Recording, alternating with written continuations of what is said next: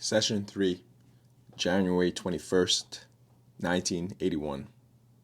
Ra. I am Ra. I greet you in the love and light of the one infinite creator. I communicate with you now. Questioner. My first question is, did we correctly perform the ritual for starting the communication? Ra. I am Ra. The placement of the artifacts designed to balance the instrument should be placed at the instrument's head for the least distortion of effect. The remainder of the beginning account of purpose is quite acceptable for those speaking desire to serve.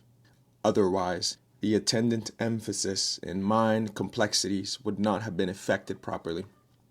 We caution you to guard against those who are not wishing to serve others above all else from taking part in the beginning or in lending their distortions of mind, body, spirit complex to any session, as we should then be unable to properly blend our distortions with those of this instrument.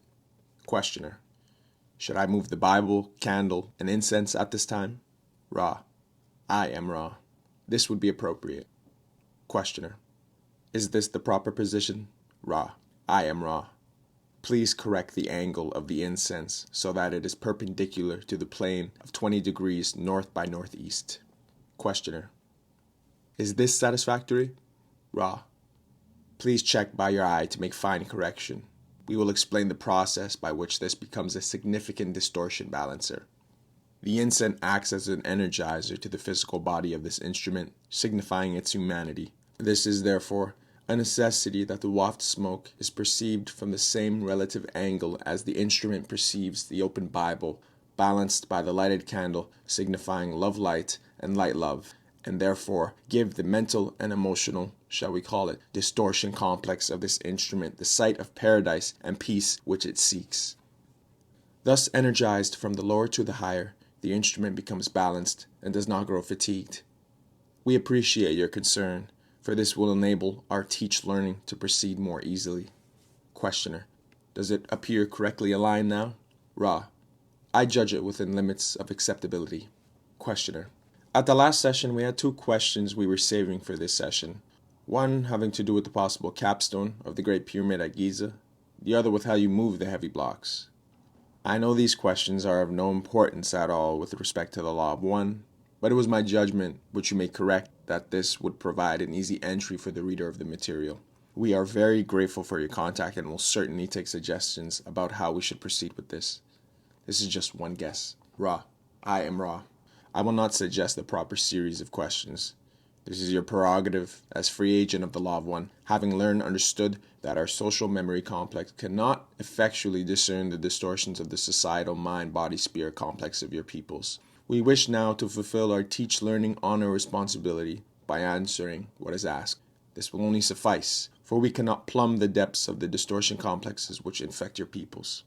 The first question, therefore, is the capstone. We iterate the unimportance of this type of data. The so-called Great Pyramid had two capstones. One was our design, and one was of smaller and carefully contrived pieces of the material upon your planet which you call granite. This was contrived for crystalline properties and for the proper flow of your atmosphere via a type of what you would call chimney. At a time when we as a people had left your density, the original was taken away and a more precious one substituted. It consisted, in part, of a golden material. This did not change the properties of the pyramid, as you call it, at all, and was a distortion due to the desire of a few to mandate the use of the structure as a royal place only. Do you wish to query further upon this first question? Questioner. What did you mean by chimney? What was its specific purpose? Ra. There is a proper flow of your atmosphere, which, though small, freshens the whole of the structure. This was designed by having airflow ducts, as this instrument might call them, situated so that there was a freshness of atmosphere without any disturbance or draft. Questioner. How are the blocks moved? Ra. I am Ra. You must picture the activity within all that is created. The energy is, though finite, quite large compared to the understanding distortion of your peoples. This is an obvious point well known to your peoples, but little considered. This energy is intelligent. It is hierarchical. Much as your mind, body, spirit dwells within a hierarchy of vehicles and retains therefore the shell or shape or field and the intelligence of each ascendingly intelligent or balanced body, so does each atom of such a material as rock. When one can speak to that intelligence, the finite energy of the physical or chemical rock body is put into contact with that infinite power which is resident in the more well-tuned bodies, be they human or rock. With this connection made, a request may be given. The intelligence of infinite rockness communicates to its physical vehicle, and that splitting and moving which is desired is then carried out through the displacement of the energy field of rockness from finity to a dimension which we may conveniently call simply infinity. In this way, that which is required is accomplished due to the cooperation of the infinite understanding of the Creator indwelling in the living rock.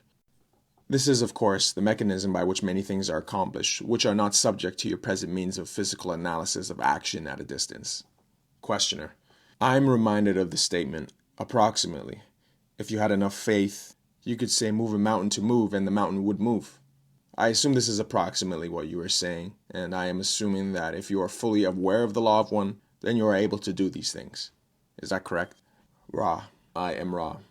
The vibratory distortion of sound, faith, is perhaps one of the stumbling blocks between those of what we may call the infinite path and those of the finite proving understanding. You are precisely correct in your understanding of the congruency of faith and intelligent infinity.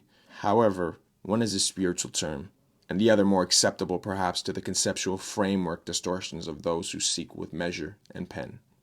Questioner: Then if an individual is totally informed with respect to the law of one, and lives and is the law of one, such things as the building of a pyramid by direct mental effort would be commonplace. Is that what I am to understand?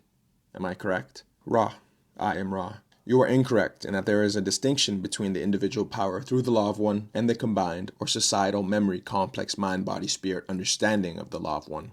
In the first case, only the one individual, purified of all flaws, could move a mountain. In the case of mass understanding of unity, each individual may contain an acceptable amount of distortion, and yet the mass mind could move mountains. The progress is normally from the understanding which you now seek a dimension of understanding which is governed by the laws of love, and which seeks the laws of light. Those who are vibrating with the law of light seek the law of one. Those who vibrate with the law of one seek the law of foreverness. We cannot say what is beyond this dissolution of the unified self with all that there is, for we still seek to become all that there is, and still are we Ra. Thus our paths go onward. Questioner: Was the pyramid then built by the mutual action of many of your people? Ra, I am Ra. The pyramids which we thought built were constructed from thought forms created by our social memory complex. Questioner: Then the rock was created by thought in place rather than moved from somewhere, is that correct? Ra, I am Ra. We built with everlasting rock the great pyramid, as you call it. Other of the pyramids were built with stone moved from one place to another. Questioner: What is everlasting rock? Ra, I am Ra. If you can understand the concept of thought forms, you will realize that the thought form is more regular in its distortion than the energy fields created by the materials in the rock, which has been created through thought form, from thought to finite energy and beingness in your, shall we say, distorted reflection of the level of the thought form. May we answer you in a more helpful way? Questioner: This is slightly trivial, but I was wondering why, in that case, the pyramid was made of many blocks rather than the whole thing being created at once. Ra, I am Ra. There is a law which we believe to be one of the more significant primal distortions of the law of one. That is the law of confusion. You have called this the law of free will. We wished to make a healing machine, or time-space ratio complex, which was as efficacious as possible. However, we did not desire to allow the mystery to be penetrated by the peoples in such a way that we became worshipped as builders of a miraculous pyramid. Thus, it appears to be made, not thought.